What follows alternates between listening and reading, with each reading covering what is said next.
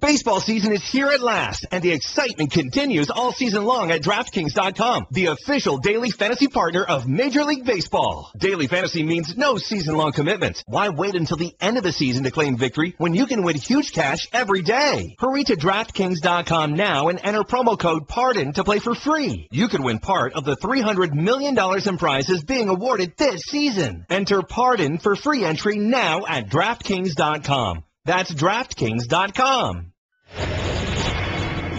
Pardon the interruption, but I'm Bill Simmons. I've been hanging with Uncle Tony for 2 days. Would you consider us best friends now? Tony Kornheiser, no. You're more like my TV side piece. Oh, no. Yeah. You're like Don Draper. They always give me these lines to say, and I know that they're bad for me to say at my age. Yes. But they always make the kids laugh. I'm fine with being a side piece. I'm fine with happy to say it. Okay. Welcome to PTI, boys and girls. In today's episode, Syracuse gets punished. Greg Popovich is surly. And here for Wilbon today is our great friend from Grantland.com, Bill Simmons. A lot of applause. That's very good. But we begin today with Brandon Marshall being traded from the Bears to the Jets. This is widely being seen as a money dump for the Bears, who would have been obligated to pay Marshall $7.5 million this season. All the Bears get is a fifth-round pick for a guy with 31 touchdowns in 3 seasons. The Jets are now loaded with wide receivers, but no quarterback. Bill, do you understand this trade for either team? No. I think the big winner is inside the NFL, because now he's closer to the New York studio. I don't understand it for the Bears. $7.5 million doesn't seem like a lot for Brandon Marshall. The Jets don't have a quarterback. Right. Who is their quarterback? No, they have Geno Smith, but that's the same as not actually having a quarterback. Why do they do things like that? This is the legacy of Rex Ryan, who ruined Mark Sanchez and then brought in Geno Smith, he's really not an NFL quarterback. And at the moment, they got Brandon Marshall, they got Percy Harvin, they got Eric Decker. They're getting rid of Harvin, we think. They have accomplished wide receivers for no purpose whatsoever. But isn't this the jetsiest Jets move in a while? And you think, like, they have a new coach. I play fantasy football. You don't. No, I do. Oh, you do? I do. Okay. I do. Do you really play? Or I do. Does your I son do. run the team? No. Okay. Well, others run the team, but I nominally play. When you do fantasy football, you never take the really good receivers on paper who don't have the QB, which is why Larry Fitzgerald always goes late. This is now Brandon Marshall and Eric Decker. These guys are just sailing on a ship with no captain. It makes no sense. I mean, if I were the Jets, you know what I would do? I would keep the Bears on the phone, and I would say, why don't you throw in Jay Cutler? Because Jay Cutler, the only thing that Jay Cutler did well in previous years was throw the ball to Brandon Marshall. So now it looks like I don't understand what the Bears are trying to do. What are you trying to do now? You're trying to go back to all defense and no quarterback like 100 years of the franchise? It works so well for 0 Super Bowls. I mean, I don't get it. Do you think they get Nick Foles, though, the Jets? If the Eagles trade up with the Mariota to get the 6th pick, do they throw Nick Foles in that trade, and then this all makes sense? Do you think, do they try to get Mariota now? Do the Jets try to move up and get Mariota? I think they try to get anybody who can complete a 10-yard pass accurately. I think that should be their goal.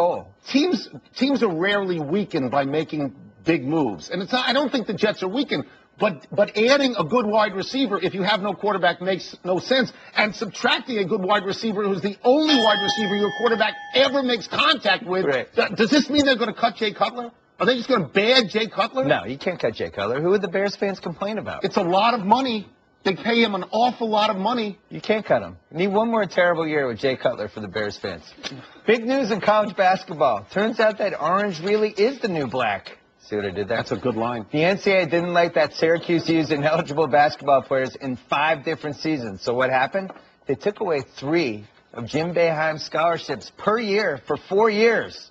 And they docked Boeheim a stunning 108 career wins. Uncle Tony. I don't want to say that Jim Boeheim is old, but you guys listen to the same Sirius station. Indeed.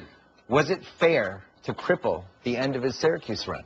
This appears to me to be a huge slap at Jim Boeheim, and it appears to be personal. They were critical of him personally in the report, his stewardship of the program. You take away 108 wins. Look, Jim Boeheim has 966 wins. I don't think he will ever catch Mike Krzyzewski. But this puts him out of play, I think, for 1,000, because I don't know how much longer. I mean, he certainly isn't going to leave tomorrow. He's going to ride this out, and he will be fueled by the anger about this. But I was surprised at how personal it was at him. And I got to tell you, I was also a little bit surprised that they allowed Syracuse to self-punish like that and allowed them to have tournament aspirations next year so that they could keep the recruiting class that they had. Surprise. My first reaction, I'm amazed how little people care about college basketball these days. Because if this story happens 20 years ago, this is the biggest story of the week. Like, in an hour, this wasn't even, like, running on ESPN. They're running the Brandon Marshall stuff. I think this is a big story. This feels like a bigger story. I think it is. But I always thought Coach K and Boeheim were locked in some sort of death match to see who was going to end up with the most wins. And neither of them were going to leave until the other guy left. Well, Mike is sufficiently like ahead of them. 45 wins. I think they're friends, and I think Mike is sufficiently ahead of them. I think they're frenemies. But here, you bring something up that also interests me. Service to country in an odd way. Mike Krzyzewski's top lieutenant on these gold medal teams in international competition has been Jim Boeheim. I'm a little surprised they went after him quite like this with what he has done with the Olympic team. Coach K will get mad, you think? Hmm? You think Coach K should have given him a buffer? No, I don't know. I mean, you just said it. I am surprised that they looked at the body of work and were this hard on Jim Boeheim. Maybe they didn't like the body of work. I don't think the scholarship thing is quite the crushing defeat that other people do, because when you're recruiting for Syracuse, you're going after 1- and 2-year players. Right. So there's a cycle factor in that. So even losing 3 scholarships a year, you are still recruiting guys who aren't going to be there long. And to be fair in this, you just have to be sharper as a recruiter. That's all. My fear is that this team's probably done for the next couple of years. I think they're at 60% capacity now. Well, but they are alleged to be bringing in a really good class, and they have the opportunity to go to the NCAAs. Well, it just seemed aimed at Jim. I don't want Coach K to retire now and then steal Brad Stevens from the Celtics. That's my fear. He's not going to retire. My fear is that.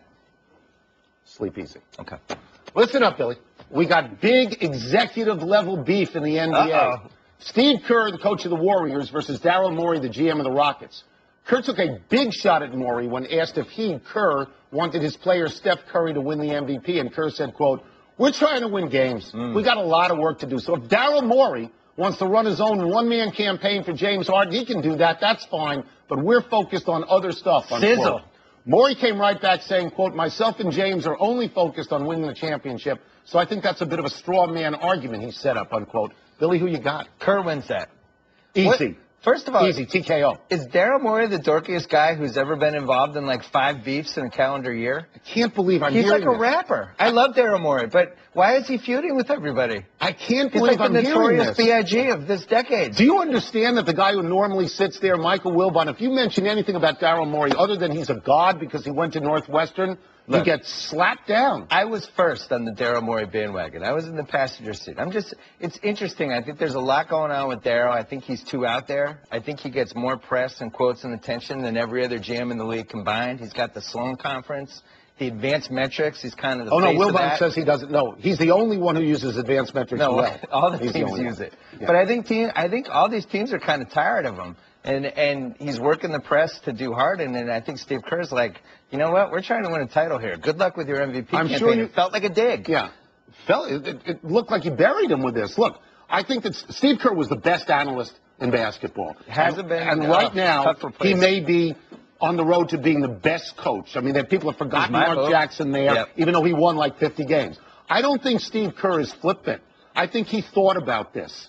I think this was very strategic on his part, and I think he buried Daryl Morey because it makes the Houston Rockets look like they're not actually doing what you have to do most, which is win games. Can I give you my MVP snapshot? You may. I think Harden. Is this a hot take or a Harden has been the most valuable player just for his team. If you take him out, the team suffers the most. Curry's the best player in the best team.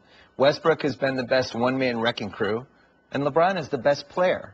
So I don't know what you do with the MVP race. Right now I'd vote for Harden, but I think all 4 guys have a chance. I think it's going to be a really fun last 20 games. What LeBron has done since they were 19 and 20 is really noteworthy. Since you went to Miami for 2 weeks. for 2 weeks. You should go to Miami for 2 weeks. In the middle of the season. Greg Popovich is another guy who should go to Miami for 2 weeks. He's getting crusty again, this time with good reason. He heard a rumor that the NBA season might expand to July and reacted accordingly, saying, quote, "The season is long enough. I will not come to work in July. If there's a game in July, count me out. I'm Greg Popovich. I drive a Dodge Stratus." Fine, he didn't say that last part, but Uncle Tony, how ridiculous is the thought of an NBA Finals in July? I have made a career here recently slamming Greg Popovich, pointing out how arrogant he is, the way he treats sideline reporters for no good reason, the way he doesn't dress players who people pay very good money to see, how he thinks that he's totally above the law. And to show you how flexible I am, I am 100% with him on this. It's I mean, I know that Mark Cuban is one of the people advancing the notion that the NBA should play into July. The NBA season is too long now. Yep. The NBA playoffs are too long now. They should be retracting some of the stuff in the season, not going into July. I'm with Popovich. I think it should be a 75-game season. That's too much. No brainer. You're getting 65. rid of the 7 fourth game in 5 nights thing, and that's it. 75 is good. Here's the thing. The last part of June is wide open for the NBA. Right now, the finals ends like 15th, 16th, 17th, around there, and then they give away the last 2 weeks. 95 degrees. Well, I would stretch it out. I would try to end it that last week of June. I would blow out the draft a little bit more. I'd make the draft a 2-day event. It starts in October. 2-day event in July, draft. The lottery, 14 picks. That's its own night, 3 hours. We just celebrate the lottery. Next night, like the NFL, second night, big thing. And then free agency, July 15th. I'm happy with that. That's fine. But let me ask you this. I just made your head spin. One of the reasons the season is elongated is because the players take a full week off at the All-Star break, which no other sport does. If there were a living, breathing commissioner in the NBA, he wouldn't sanction that. Oh, wait, he did. And that means that they got to jam a lot of games into March and April, and you risk injury of players, a season crippled with injury to begin with. Right. Why don't you constrict that time off? Why did you do that? And these guys play too hard now. I think it's too many games anyway. You saw last night Wes Matthews gets hurt. I think they need to protect the Bears. This is important, but keep July out. The New York Yankees, who retire more numbers than any other team in baseball history, now want to retire their captaincy. General Manager Brian Cashman said, quote, "I think Derek Jeter did it as well as anyone can. As far as I'm concerned, that captaincy should be retired with number 2. I wouldn't give up another captain title to anybody else," unquote. Bill, do you like this idea? This is ridiculous. This is seriously the dumbest thing I've ever. They're going to retire the captaincy? What was he, Michael Jordan? This is ludicrous. I was in the airport the other day. In the gift shop, and you know what jerseys they were selling in the gift shop? Derek Jeter. He's gone. It's over. Move on. Well, you have new players. They had stock. You have 25. They wanted to get rid of the stock. You have 25 new players. Celebrate your new players. Give somebody the captaincy. Push the people you have. Stop living in the past. It is fine to retire his number. God, I have no problem with that. Yes, he deserves to have his number retired. If you retire the captaincy, what you are saying is, we don't need now, nor will we ever in the future, ever need a captain. We'll never have another guy as good as this guy. Brian Cashman is saying, captains do nothing from now on. We don't need one. I'll take care of the responsibility. Unless he's just deathly afraid that somehow in a player vote, they would all be subversive and vote for A-Rod. And A-Rod would be the captain of the Yankees. I don't get this. And to your point about looking backwards, this has the feel of the last days of the empire to it. I don't get it. I saw it with the Celtics in the mid-late 90s when Bird, McHale, and Parrish were gone. Patino gave his famous speech, but the team was just living in the past. The Garden, retiring numbers every year, and it was like, at some point you got to move forward. I don't think the Yankees are there yet, which is weird because they can pay more money for players than just about any team in the league. Move on, move forward. Derek, the other part that. Maybe Babe Ruth used to be the captain. Maybe Lou Gehrig was the captain. Well, maybe Mickey Mantle was the captain. So it ends with Derek Jeter. It just ends. Then and it's Brian Cashman saying, "Let me put my mark on history because I'm getting rid of the captaincy." If I own the Yankees, I would say to Brian Cashman, "That's sweet. Shut up. We're not doing that." Well, plus Derek Jeter's now an editor. We might be working for him now in the Players Tribune. No, not me. These fingers don't touch. These fingers don't touch. Let's take a break. But coming up, the Dolphins are reportedly confident they can land Ndamukong Suh. Should they be? And Marshawn Lynch reportedly agrees to a new deal with the Seahawks? The teleprompter just You wanted to talk about the MVP. What was that? Did you pick an MVP? The teleprompter just broke news. Oh, yeah? Well, that's good.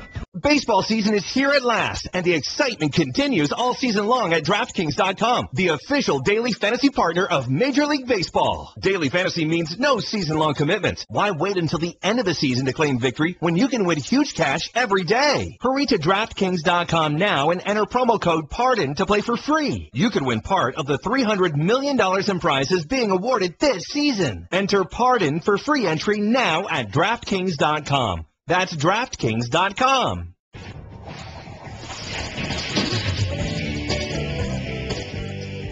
Time for What's the Word, where I believe I may have the advantage as I was an English major while Bill was poli-sci. No regrets. What's first? The Dolphins will be blank if they land Ndamukong Suh. They will be second. They will be much improved, and they are confident that they can get Ndamukong Suh.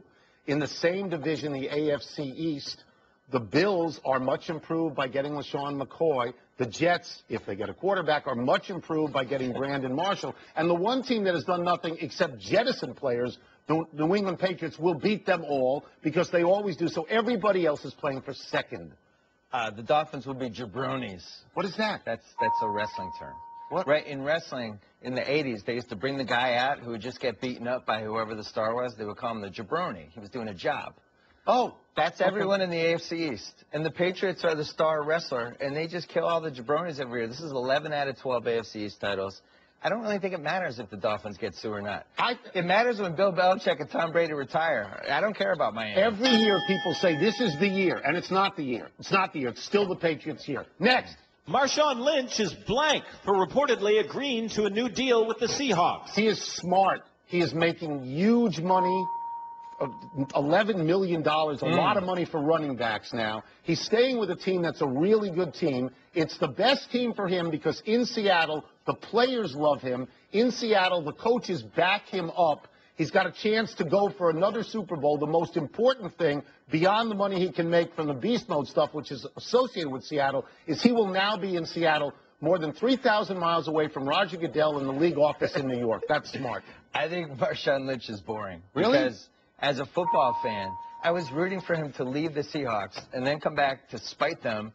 And then, like in October, talk about how he was really upset that they didn't give him the handoff in the Super Bowl and do that whole thing, leading up to some awesome game when he ran for like 300 yards on Kaiser Soze against him. Did you really think he was going to retire or No, leave? I thought he was going to go to like Arizona or somewhere. I thought Just be like, where can I play the Seahawks twice a year? Next. Wesley Matthews' Achilles injury totally blanks the Trailblazers. It muffles the Trailblazers. It doesn't destroy them. It muffles them in the same way, particularly in the West.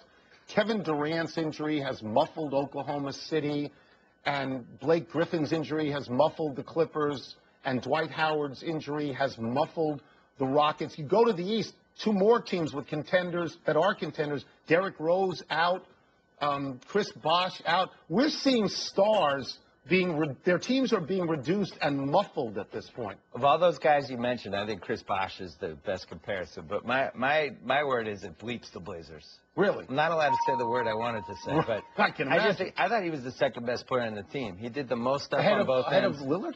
Well, Lillard plays one end. Matthews played both ends. He's the guy who can guard everyone from Kevin Durant size to Russell Westbrook. He can guard all positions. And the thing that you think this takes them out? I think it makes them a fringe contender now at best. But the bummer is that he could have made $100 million this summer, and now he's looking at 30 to 25 or something like that. I just feel bad for him. Next. Last one. The final big weekend in college basketball will be full of blank. Full of Lenardi. You're going to see Lenardi at halftime and pregame and postgame. Lenardi's going to tell you who's on the bubble, who's off the bubble, who's on the one line, who's off the one line. If he gets paid, he will be on television more than Flo in the insurance commercials. If he gets paid per appearance, this is the hugest bank weekend in history. And by the way, all of the games, all the big games this weekend, none of them matter. None of them. So it's Lenardi Palooza? Pretty much. Okay. Or it's like Sharknado. It's Lenardi-nado. I think the weekend will be full of meowing. You know why? Why? The Wildcats. That's all anyone cares about. Nobody cares about any other college basketball storyline right now. People want to know if Kentucky's going to go undefeated. Right now, they're plus 130 to go undefeated for the whole season through the playoffs. That's all I care about. The college basketball is unwatchable. You have slammed college basketball it's unwatchable. here. You have completely Slash and kick and bad threes. I like watching Kentucky, though. I'm searching for the word for Bill's performance. Let's go with BS. Oh. We're taking one last break, but still to come. Matt Harvey returns to the mound for the Mets and does something pretty cool. Plus, Rory McIlroy does something on the golf course that I have a lot of experience with. Yeah. I've done that. Whoa, he launched it. Done that. You got to go wade in and find it. Wait a second. There are alligators in the air. Happy time, people. Happy 43rd birthday, Shaquille O'Neal. So a couple of weeks ago, I'm at the All-Star game in New York City, and I go to the TNT party, and I'm talking with Barkley. when all of a sudden I feel myself lifted in the air by two arms that are wrapped around me, and it's Shaq. Wow. You just moved within 2 points of Wilbon in the celebrity name drop standings. Within 2? Yeah. Well, what if I say Magic? Matt Damon, Affleck, you're ahead. See?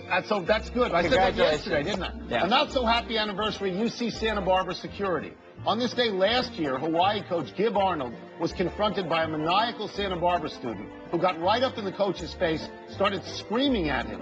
Amazingly, the student was not immediately grabbed by security. In fact, he went back to his seat. What was that? And how could anyone be that unhappy living in Santa Barbara? That's where I would go to school if I had to do it all over again. Poli-sci major? Absolutely. Total mistake. Stop it. English literature, my man. English Come on. literature. Happy trails to Rory McIlroy's 3-iron. On the par 5 8th hole at Doral today, McIlroy pulled his second shot left and into the water. And then he launched his 3-iron into the water as well. I've seen lots of weekend hackers do this. I have never seen a pro do this. I've never felt a better kinship with a golfer. But this was the most exciting golf moment in 7 years since Tiger got hurt after the 2008 How U.S. often Open. did you throw clubs? Often. That's why nobody would play with me. Did you quit? Did you quit I life quit golf completely? for 19 years and then came back. How are you doing now? I You don't throw throwing clubs, anything? but Good for you. I stink, though. No official errors, but we may have been forced to retape a couple of segments that you people don't know about. We go to the big finish now.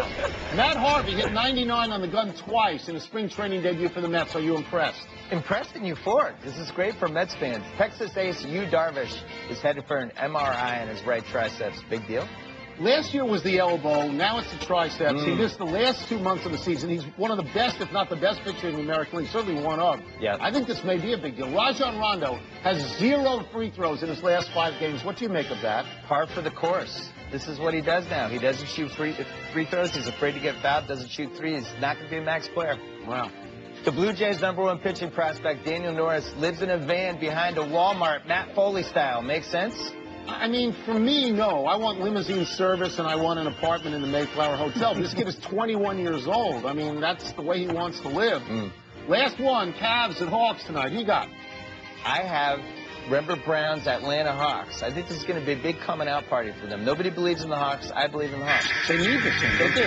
They need to we're out of time. We'll try and do better the next time. I'm Tony Kornheiser. And I'm Bill Simmons. Wilbon is back on Monday. Check out Grantland.com. Have a great weekend. I'm going to shout out to Glenn Mellor in Barstow, California. Is that near you, Barstow? No, Good night, they're Chance. Vegas, though.